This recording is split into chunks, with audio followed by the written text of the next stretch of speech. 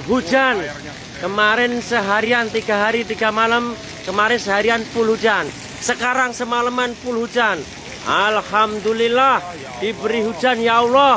Tapi alhamdulillah juga air gak mengalir, air gak banjir. Terima kasih pemerintahan yang baru. Terima kasih semuanya. Ayo kita dukung terus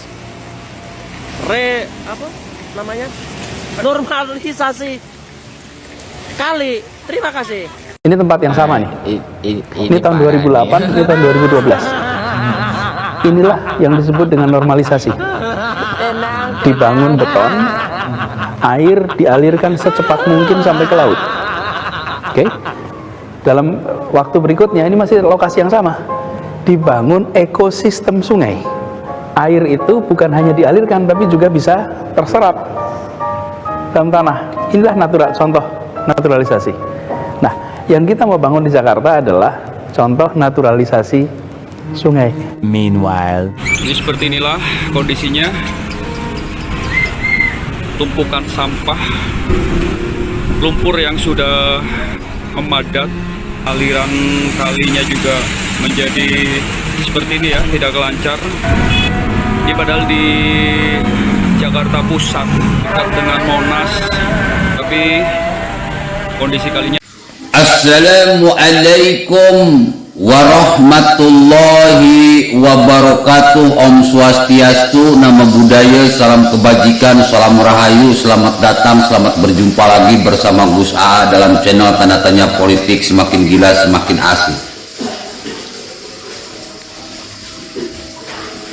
Jakarta beberapa hari terakhir sudah diguyur hujan terus-terusan, dan ternyata terbukti Mas Bro, normalisasi sungai jauh lebih ampuh daripada naturalisasi sungai dalam mengatasi banjir. Ya jelaslah, yang namanya air itu gak mungkin meresap ke dalam tanah. Apalagi tanah Jakarta itu tanah yang paling rendah. Tanah paling rendah itu dekat pantai. Udah pasti air tidak bisa menyerap ke dalam tanah.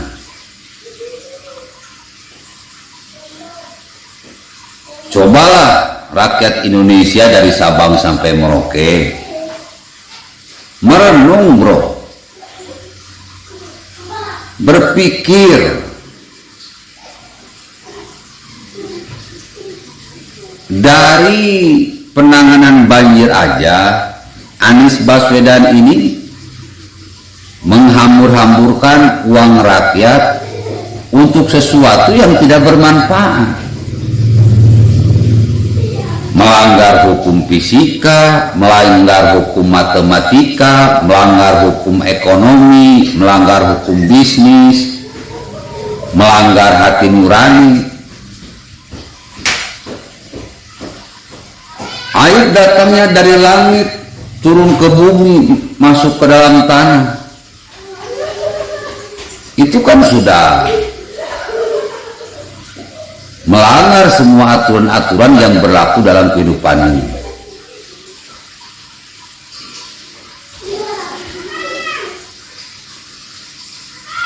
Air itu bisa menyerap ke dalam tanah lewat pori-pori yang dibuat oleh akar. Sementara Jakarta itu bukan perkebunan, bukan pertanian, bukan perhutanan.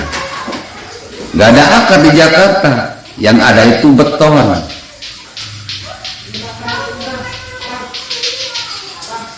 Jadi sumur resapan ala Anies Baswedan ini fungsinya itu bukan kepada menyerap air, tetapi fungsinya itu adalah menampung air. Jadi logikanya itu seperti sebuah ember. kalau alas ember ini dilubangi, maka lama-lama air yang ada dalam ember tersebut habis. Kira-kira seperti itu. Tapi kan Jakarta bukan ember. Air tidak bisa menyerap ke dalam tanah. Ketika Jakarta dilubangi dengan sumur resapan, air bukannya meresap malah. Yang mau kita bereskan di sini adalah memastikan sebanyak mungkin air masuk ke dalam, bukan sekedar dialirkan. Nah, konsep seperti ini yang kami tawarkan, dan kami percaya dengan pendekatan seperti ini, secara bertahap masalah banjir di Jakarta akan bisa selesai. Kelebihan Anies, jago bicara. Kekurangan Anies, tidak bisa buktikan bicaranya.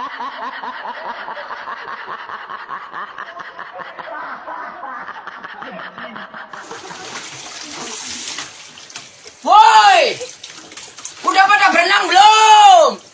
Wah, ini air hujan nih lagi turun nih. Nih, kalau air hujan itu di mana-mana turun, itu dimasukkan ke dalam tanah, bukan bikin gorong-gorong dimasukkan ke dalam laut. Di mana-mana di seluruh dunia air hujan itu dimasukkan ke dalam tanah. Melawan sunatullah. Kenapa? Air itu turun dari langit ke bumi, bukan ke laut. Harusnya dimasukkan ke dalam bumi, masukkan tanah. Di seluruh dunia air jatuh itu dimasukkan ke tanah, bukan dialirkan pakai gorong-gorong raksasa ke laut. Jakarta telah mengambil keputusan yang fatal. Raimu nyapa sik guys status muni ngono, ha? Minta jotos raimu apa piye, Cok? Dan ini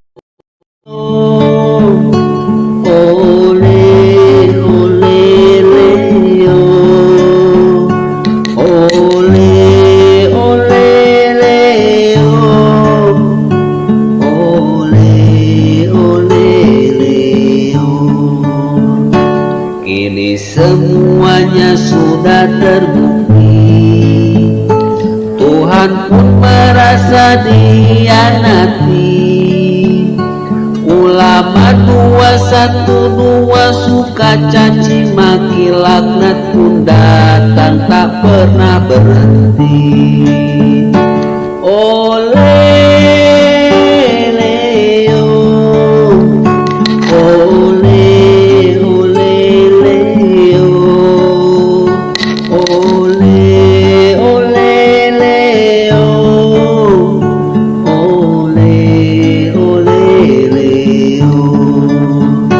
Jakarta kini sudah sangat berantakan.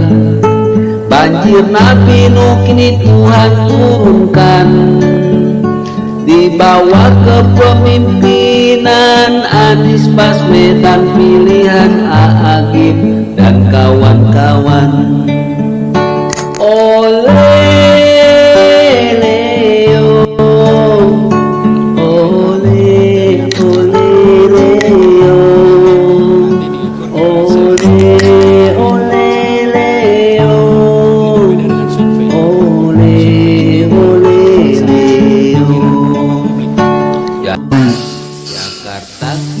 Makanya sejak kepemimpinan Anies Baswedan 5 tahun dia menjabat, Jakarta tidak pernah terbebas dari banjir.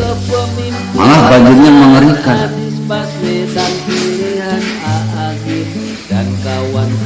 Kenapa normalisasi lebih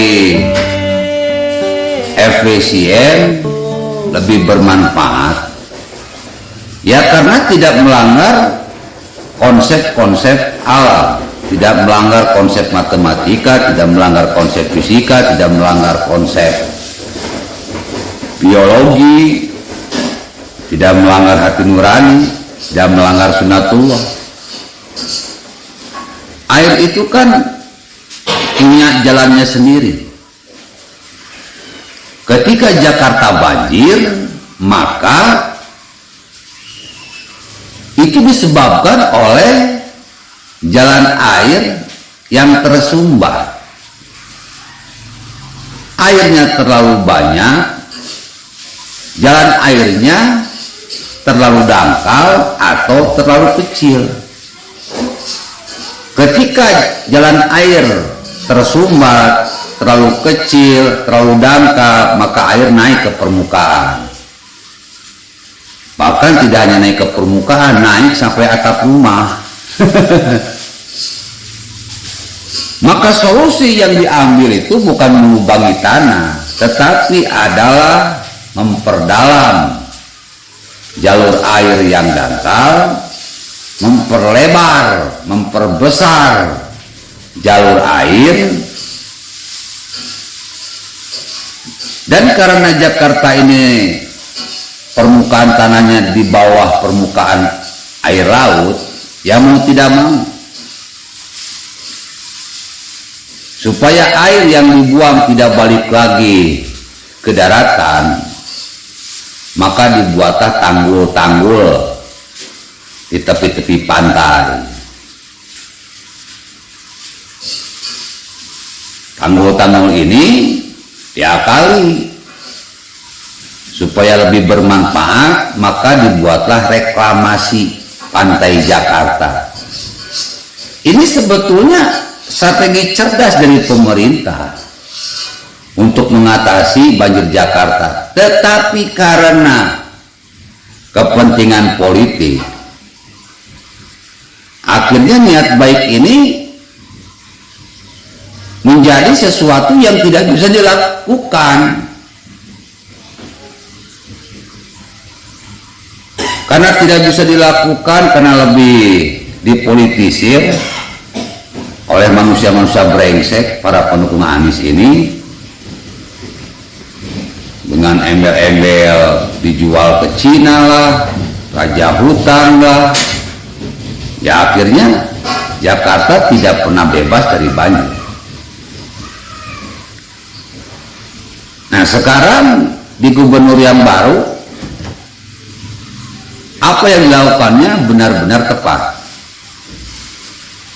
Dan kini 3 jam diguyur oleh banjir, Jakarta tidak banjir.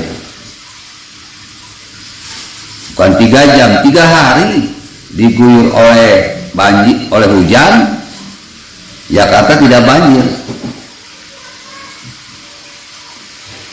Artinya apa yang dilakukan oleh Pak Heru Budi ini benar-benar tepat dan jauh lebih baik daripada Anies Baswedan.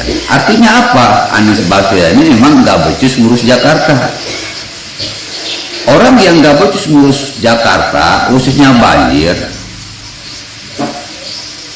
mana mungkin dijadikan presiden?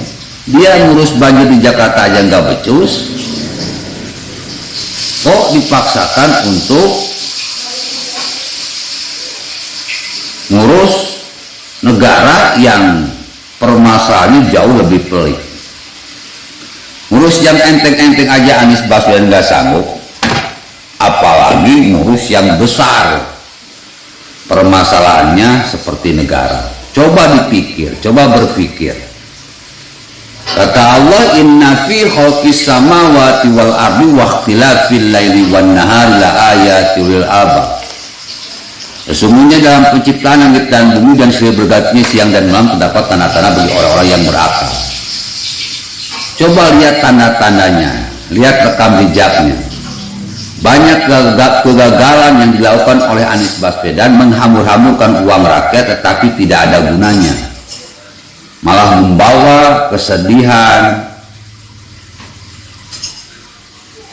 bagi rakyat Jakarta. Ya kesedihan rakyat Jakarta ini kita tidak mau lah menjadi kesedihan nasional ketika Anies jadi presiden. Sudahlah, saatnya Indonesia cerdas.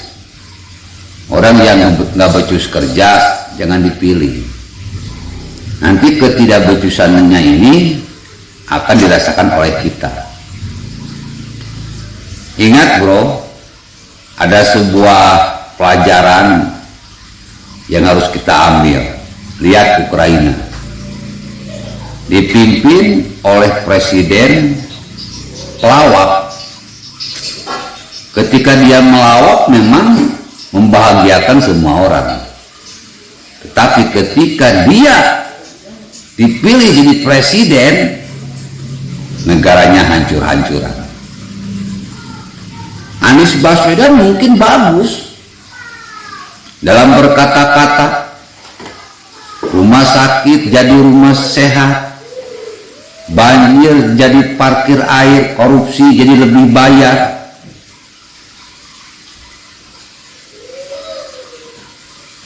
Lawakan-lawan politik yang dilakukan oleh Anies Baswedan ini persis seperti presiden Ukraina. Bikin semua orang senang, tetapi lihat kehancuran bagi negaranya. Jutaan orang nangis, bro. Negaranya sudah tidak berbentuk. Kenapa? Ya pelawak kok dijadiin presiden.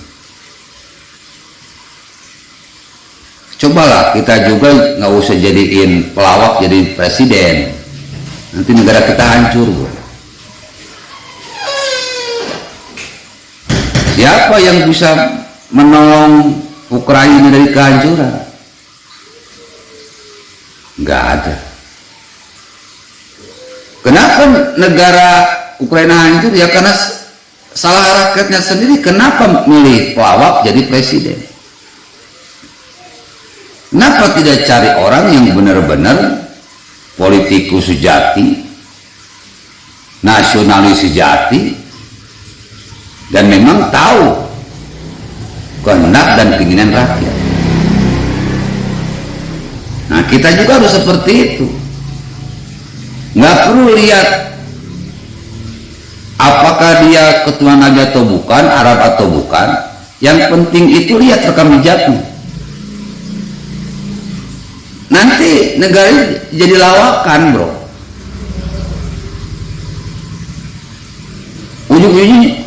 Ujung-ujungnya berujung kepada kehancuran. Pinter ngeles si Anies ini. Dan di belakang si Anies ini banyak maling-maling yang siap merampok kekayaan alam, di mana hukum tidak bisa berbuat apa-apa. Ini saya sudah feeling itu, firasat itu udah buruk. Cobalah rakyat Indonesia berpikir. Di Jakarta saja si Anies APBD itu diboroskan untuk sesuatu yang tidak bermanfaat.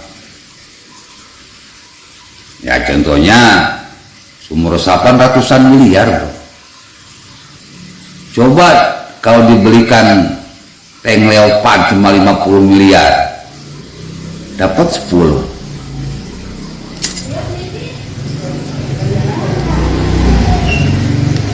Manfaatnya ada untuk pertahanan negara. Lah ini untuk sumur resapan. Banyak tumbal-tumbal yang bermunculan, motor masuk, mobil masuk, truk masuk. Coba deh merenung, bro. Inginkah negara kita seperti Ukraina, di mana negaranya dipimpin oleh pelawak, tangisan yang akan diderita? Makanya menyesal itu bukan di depan, menyesal itu biasa di belakang. Nah, kita supaya tidak menyesal seperti rakyat Ukraina 2024, cari yang benar-benar politisi, cari yang benar-benar negarawan, cari yang benar pro rakyat, cari yang kerjanya benar. Pemimpin itu nggak perlu banyak ngomong, karena yang ngomong ada bagiannya. Juru bicara, menteri-menteri itu bagian ngomong. Presiden itu berpikir, kerja, bisa ngatur, bisa memimpin, dan kepemimpinannya udah jelas. Tidak hanya katanya, memang sudah jelas terbukti mampu memimpin sebuah daerah dengan prestasi yang jebret. Ganjar Pranowo 2 periode jadi gubernur Jawa Tengah, pernah jadi wakil rakyat. Artinya Ganjar Pranowo ini sudah terverifikasi, sudah terbukti, teruji. Ketika mampu memimpin sebuah provinsi dan bisa terpilih 2 periode, berarti dia pun akan sanggup memimpin sebuah negara. Sementara Anies Baswedan 1 periode aja acak-acakan, bagaimana mungkin mampu memimpin sebuah negara? Ya, negara kita jadi acak-acakan juga. Rakyat Indonesia cerdaslah, karena penyesalan datangnya bukan di depan, tapi di belakang. Lihat rekam jejaknya, lihat kehancuran negara Ukraina, karena kesalahan rakyatnya dalam pilih pemimpin. Assalamualaikum warahmatullahi wabarakatuh.